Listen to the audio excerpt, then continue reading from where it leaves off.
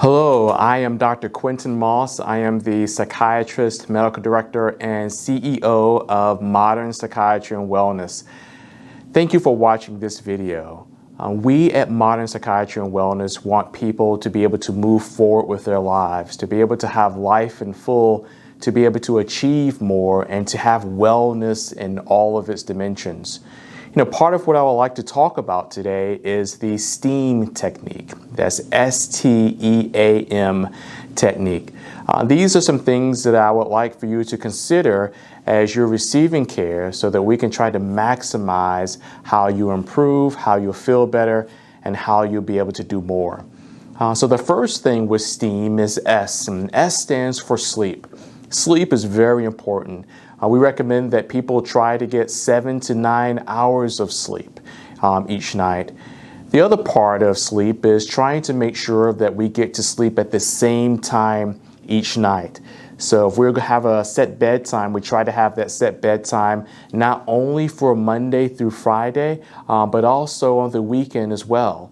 So going to bed at the same time, but also getting up at the same time each morning. Our brain thrives when we can have routine and consistency with sleep. So the next is T, and T stands for treatment. So being able to engage in therapy or group therapy or counseling is very important. Being able to make consistency with those appointments. We know about the benefits of medication, but we also know through science that when someone receives routine counseling or group therapy, that people are able to have positive changes in how their brain function. As a matter of fact, having consistent good therapy actually changes the shape of the brain. So this is very important. So that was T for treatment. Next is E, which is for eating. Making sure that we have balanced meals that we're eating throughout the day is important, but also this issue of routine comes up yet again. Making sure that we're eating the same time each day so that our body becomes better regulated in being able to execute with energy. So next is A, and A is for activity.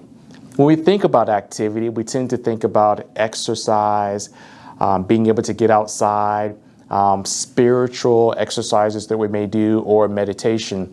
But the foundation of all of this is having an anchor activity that you're going to do each day.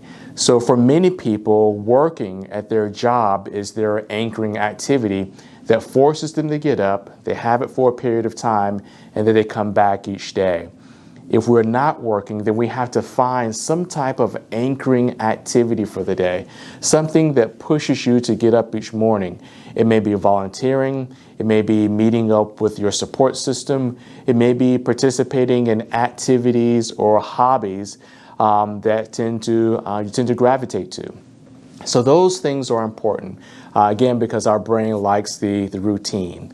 And then lastly is medications. We take very careful decision making in making sure that we match the right medication for the individual and the conditions that we're treating.